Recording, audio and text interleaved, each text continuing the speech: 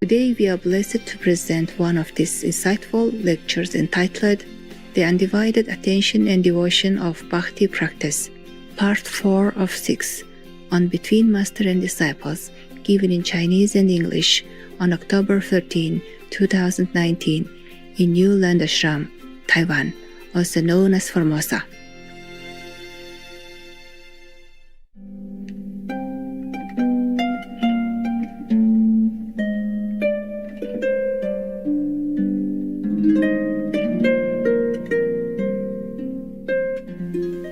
In India, as we know, they also have 4 castes of human in their country. The first is the Brahman, meaning the priest, because they follow Brahma, who is the creator of our 3 worlds, including this. So they call him Brahman. The Brahman don't just become Brahman because they are learned or erudite or anything like that. Maybe they just been born into a Brahman family and they inherit the title. So you don't touch these people, okay? Because they think if you touch them, their class will be gone. Yeah. They will scream at you and you will think, what have I done wrong? I just want to shake your hand. Don't shake hand. Nothing. Even your shadow, they avoid. Okay? If you go in their kitchen, cast your shadow on their food, they'll probably throw this food away. They won't let you go in kitchen anyway. They don't know if you are good or bad, if you are pure or not. Only Brahmin are pure. That's what they think. All right, so now there were the caste like that. And then the next caste is the Shakya. These are warriors and royalty, soldiers type, and royalty. Yeah, like king, queen, princess, yeah, or general of the army, etc. The third caste is the business, and the fourth class is the Sudra. These are the lowest class in India, lowest caste. Because they used to be like a room in toilet and take away the human waste and go somewhere and throw it away. One time Buddha met one of them, one of these Sudra class people, and he was carrying his human waste on his shoulder. And there are 2 buckets, one on the back, one in the front, with a stick or something to carry. And then when he saw the Buddha, he was so ashamed because he knows he's not a high class and he's doing a very lowly job and smelly and dirty job. So he saw the Buddha, he was so scared that his bucket stumbled around and sprayed all over, even on the Buddha. And he was trying to hide himself, and he was so ashamed, and he was crying, and the Buddha come touch him. Nobody would do that.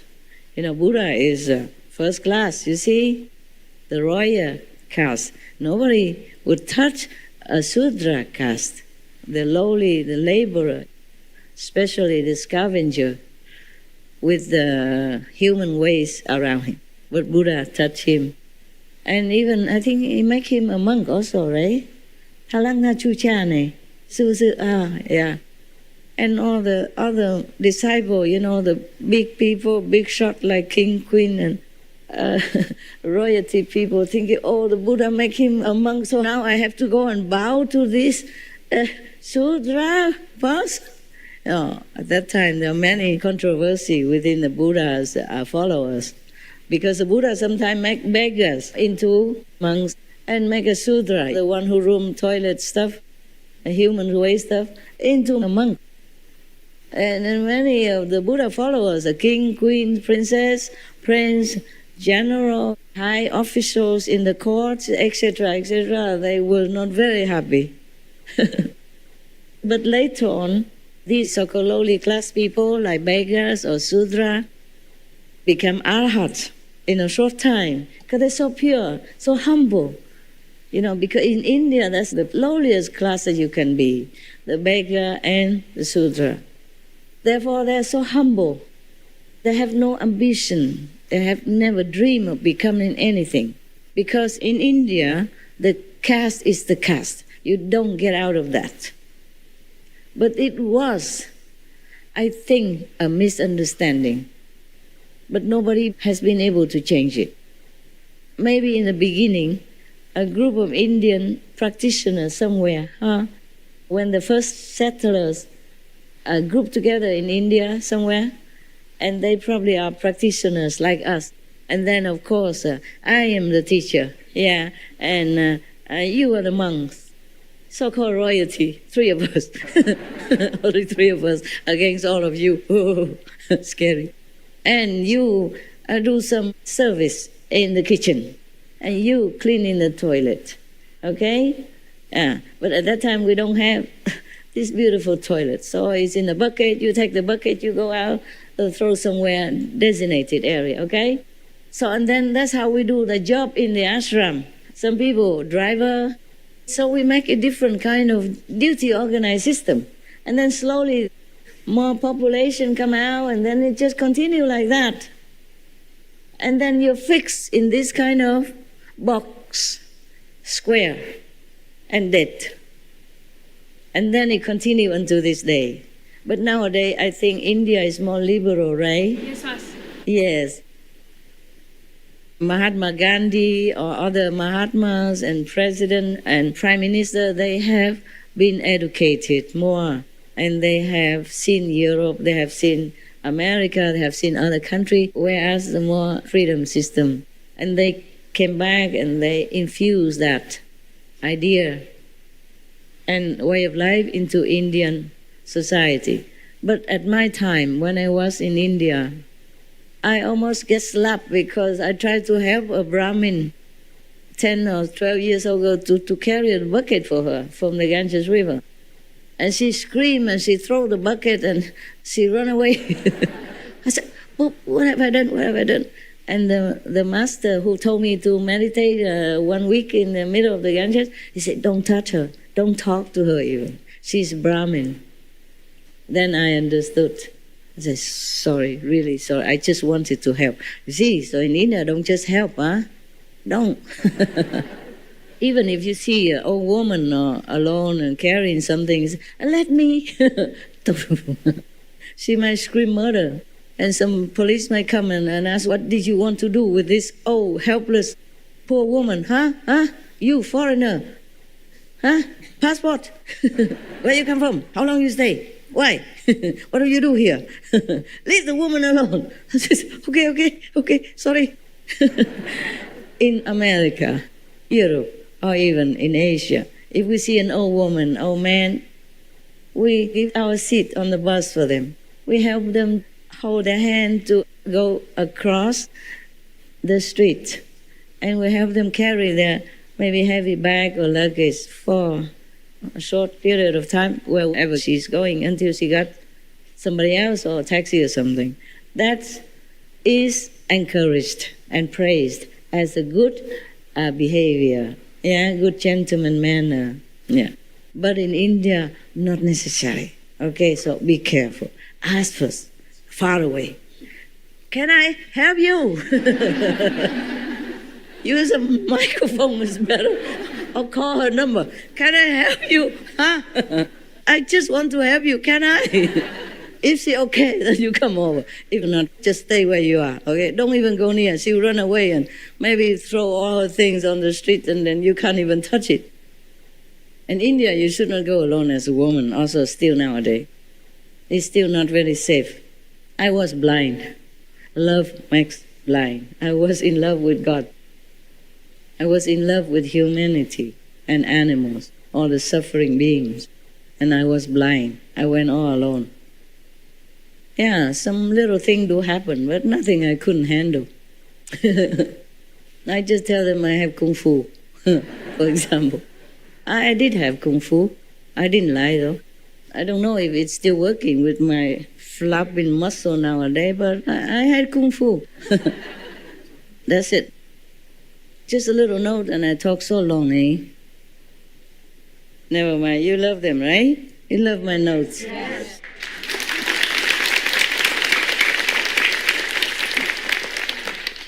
Any question? Yeah. You just mentioned that pets will dilute our trouble for us. Yeah, some do. Some do. If they do that, when they have some bad things happen to them, they have to share some bad things? Oh, they do. They do share your karma. Make sure you have good karma then. Huh? If you have pets, it's your responsibility to be good. So your pet don't get too much trouble. But they do willingly, whether or not you bad or good. They share willingly. They die for you willingly. That's what pets are. But there's some cases, very special case, like the dog I just mentioned. He went there just to help me, not to help that caretaker. Very young already, powerful. Just do something secretly. Nobody see, nobody know. It's just like you, sometimes you're angry, you emit some kind of anger, energy. Huh? People nearby, they feel it. Dogs, they can also emit some benevolent energy or absorbent energy to absorb this impact so that it doesn't go far. They have the way to do it. It's just a special agent, okay? Not every dog do this kind of things. Most dogs, they only do things that are good for the caretaker, but this is also good for the caretaker. That means lessen the karma of that caretaker, because if they harm me, that is terrible for them. Even I cannot rescue. I have told you that I could rescue the worst, but not my disciple when they are the worst, because they have been taught right from wrong, and they have been nourished in love, spiritual education, and blessing. So that if they turn against somebody harmless like I am, I don't harm anybody. Huh? Even if I'm not good teacher or bad teacher, we don't talk about that yet. I'm harmless. I only remind you to practice. If you come to my house, I make sure you're comfortable as much as I can afford. I would like to build more mansion for you. But what for? You won't stay long anyway. You just come for a few days and you go home. You have home. You're not homeless. Number one. Number two, I use my money for more desperate people. Sorry to say that. I do love you, but I feel that you're not as desperate as so many people. You can see some TV, children, only bones and skin. Woman being harassed and molested because she has to walk 10 kilometers to have some water, to fetch some water to bring home to her children to use. Or some refugees, they came into a cold country and they have nothing. Children walk bare feet and they just cover themselves with a little plastic. No wall around, no chimney, no heater, nada. These people, they're more desperate. Or some people with disaster, they suddenly has no home, no money. Even if they have credit card, for example, it's gone already with the floods. They cannot prove anything immediately. They're hungry, they're thirsty, they're cold. These immediate we help. Chiu chi la. Chiu chi. Is meaning emergency help until they get back on their feet. I am not richer than anybody on this planet. I'm not the richest. I'm not even the medium rich. I just give a lot. And then people think I have a lot of money. I do still have. I don't take your money. I don't charm you to do things for me. I just tell you, go out help others. Nah? You don't give me money. You go out give to the poor people. Or open restaurant, help others spiritually as well as physically. Or if you cannot open restaurant because it costs a lot of work and manpower, then you open a small grocery store, vegan. Then it's very good for the world and for other people. Help them to realize vegetarian is easy, something like that. And we do it together. I mean, I do mine, you do yours. So you do what you can and keep what you have. I don't take anything from you. As far as I'm concerned, I know I'm harmless, okay? So if anyone who tried to harm such a harmless person, then of course the karma is very bad. Plus, because I'm very beneficial to many people, so that will include all your karma inside for that person. That's why nobody punish him, her. They have to take it. Because I'm working for the world, not just my own karma only. So if they harm me, they will have to reckon with all the karma of the people, initiated or non-initiated as well. obstructing my mission to help people to elevate. That is the problem, not just my personal physical body. That's why initiates who went against any master are very difficult to redeem. The soul might not be destroyed completely, but it could be encased in a box forever. That is almost like destroyed. You cannot do anything anymore. You're not self anymore. You're finished. No one can help you anymore. You will never remember a name of a Buddha. You cannot even open the mouth to say a name of the Buddha. The karma just shut everything up from you and just give you punishment forever, and you cannot get out. It's a very terrifying situation. But the people who do bad things, they don't think, they don't know all this. They do know, they just think that they don't see it. So it may be no problem. It's a big problem. So that dog tried to stop that person.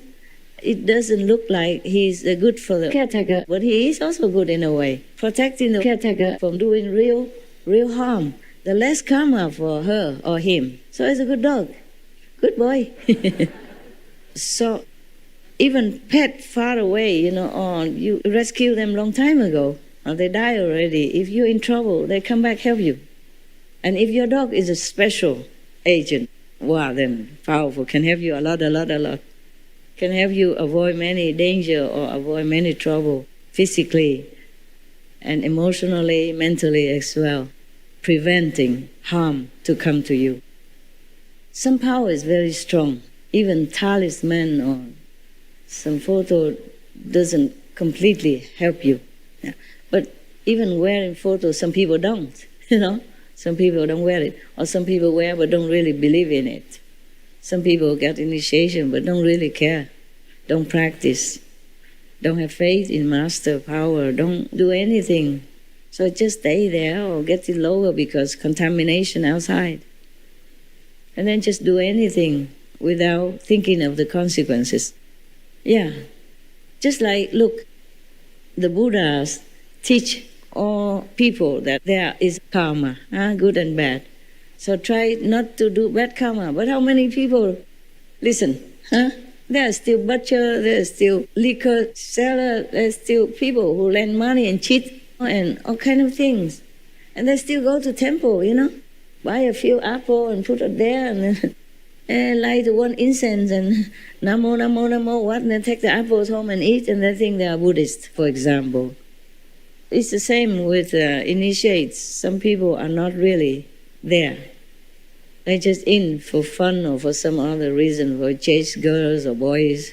But I'm lucky, I have 64% plus are good one. I mean, not all top, but good or harmless at least. Yeah, trying hard at least. But the other 36% are not good, truly not good, and I'm working very hard. Take up a lot of my merit, energy and power and time. Time is what precious also. So I thank you for being good. And if you are not good yet, try to be. Okay, from today, make a determination vow, I'm going to be good. Yes, I take the 5 precepts seriously at least. And I don't try to bother people just for fun. I will mind my own business. I keep myself in good shape, good mind, good body, to serve myself and others whenever I can. Follow the Buddha's teaching. Follow Jesus' example of selfless love. Follow your dogs even. Follow your cat who loves you so much, unconditionally, and help you so much silently, without claiming any credit or telling you how good he is, she is. Okay? Follow any animals. They are really good. They quietly bless our world and take in suffering or harassment or torture in return. Can you believe that? Every time I think about that, I just